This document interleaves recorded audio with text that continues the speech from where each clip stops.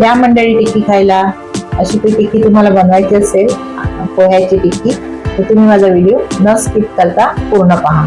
नमस्कार मंडळी, आज आपण बनवूया पोह्याचा नाश्ता. झटपट असा नाश्ता अशा पद्धतीने आपण बनवू शकता. म्हणजे पाहूनच अगदी खावंसं वाटतं अशी ही रेसिपी आहे. हे जिन्नस पाहूनच. तर बघा, मी 1 कप पोहे घेतलेले आहेत. तर पाव कप मी काय घेतलेले, बेसन. तर पाव कपच्या अर्ध तांदळाची पिठी घेतलेली आहे. आणि तुम्ही भाज्या तुमच्या आवडीच्या प्रकारे जे आवडतील त्याप्रमाणे घ्या. मी घेतलेले आहे अर्ध गाजर किसून घेतलेलं आहे. मटार आहे ना, ही मी थोडीशी क्रश करून घेतलेली, मिक्सरला थोडीशी फिरवून घ्या. मी चॉपरमध्ये चॉप करून घेतलेली आहे.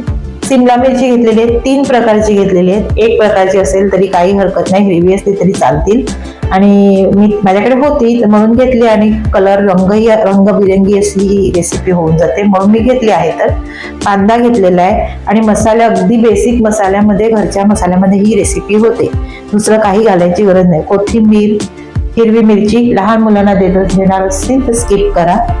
हळद घेतलेली आहे पाव चमचा, लाल तिखट अर्धा चमचा तुमच्या गरजेनुसार घाला, हिंग पाव चमचा, गरम मसाला अर्धा चमचा धने जिरे पूड आहे, मीठ आहे.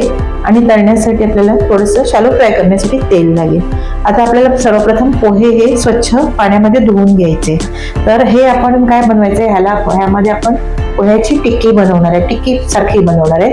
तर मी सर्वप्रथम पोहे, मंडळी बघा, मी पोहे आहे ना हे स्वच्छ पाण्याखाली घेऊन जाळीमध्ये घेऊन धुवून घेतले. आणि बघा, आता पोहे आहेत ना, हे पाणी थोडं ओले जरी असले तरी काय हरकत नाही, पाणी पोहे सोक करून घेते. आता ह्यामध्ये आपण सगळे जिन्नस घालून घेऊया. मटार दाणे घालून घेऊया.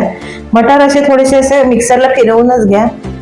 बॉईल उकडून वगैरे घ्यायची गरज नाही, कारण ते लगेच शिजले जातात. मटारला वेळ नाही लागत शिजायला. कांदा घालून घ्यायचा आहे, 1 चिरलेला बारीक कांदा, मिरची, सिमला मिरची, गाजर, हिरवी मिरची, कोथिंबीर, बेसन, तांदळाची पिठी, लाल तिखट, हळद, धने जिरे पूड, गरम मसाला, मीठ, हिंग. आता हे सगळं मिक्स करून घ्यायचं. आणि जर आपल्याला वाटलं की यामध्ये तांदळाची पिठी किंवा बेसन जे दोघांपैकी तुम्ही एक घालू शकता, कमी पडलं तर थोडंसं तांदळाची पिठी घालू शकता, किंवा ह्यामध्ये तुम्ही ब्रेड क्रम पण घालू शकता. ब्रेड क्रम तुम्हाला आवडत असतील तर तेही घालू शकता. आता हे सगळं व्यवस्थित हाताने असं मळून घ्यायचं आणि गोल असं त्याचा डो बनवून घ्यायचंय.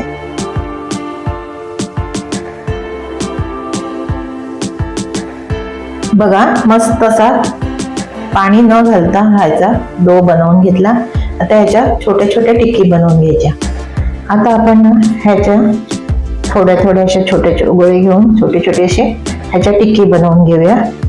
साईज तुम्हाला तुमच्या आवडीनुसार कमी जास्त, किंवा शेपही तुमच्या आवडीनुसार तुम्ही कमी जास्त करून घ्या. बघा, अशा प्रकारे हातावर अशी ही टिक्की अशी थापून घ्यायची. बघा, अशी जाड पातळ अशी असा एक गोळा घ्यायचा आणि असा हातावर असा फक्त पसरवून घ्यायचा.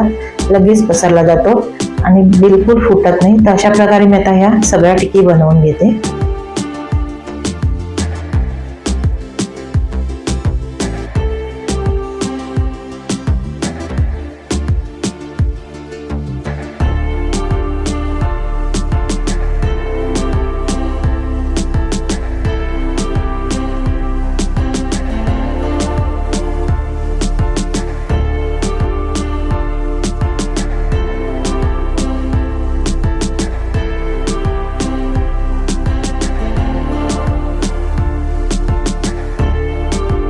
बघा, सगळ्या टिक्की मी आता बनवून घेतलेल्या आहेत. आता ह्या शालो फ्राय करायचे आहेत.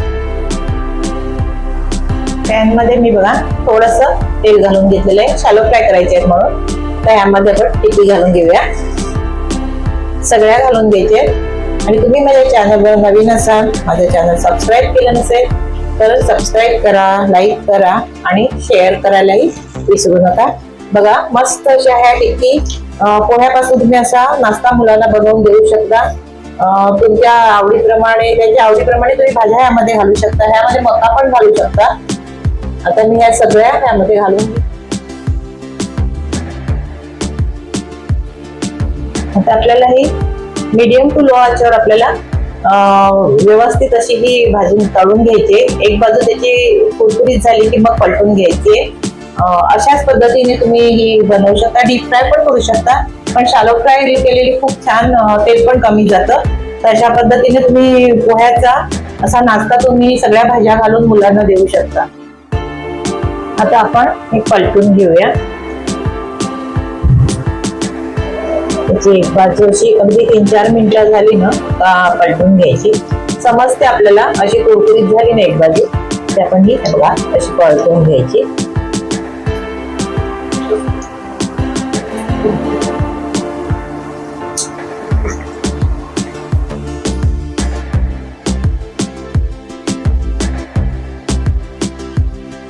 आणि तुम्ही अशा टिक्की ना अगोदरच्या दिवशी बनवून फ्रीजमध्ये ठेवू शकता आणि सकाळी तुम्ही टिफिनला मुलांना अशा प्रकारे बनवून तुम्ही केचप सोबत देऊ शकता.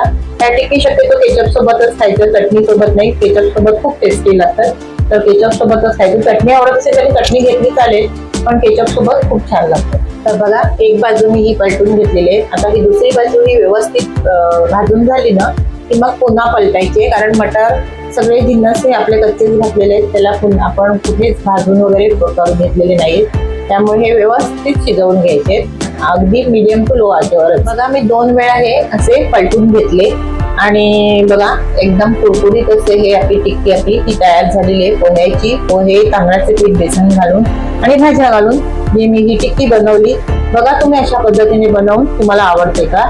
आता ही आपण काढून घ्यायची आणि मस्त केचप सोबत सर्व करायची आणि चहा सोबत मस्त द्यायची. बघा मंडळी, मस्त अशी टिक्की तयार झालेली आहे. आवडली का? तुम्ही अशीच करून बघा आणि मला कमेंट्स मध्ये सांगा कशी झाली ती.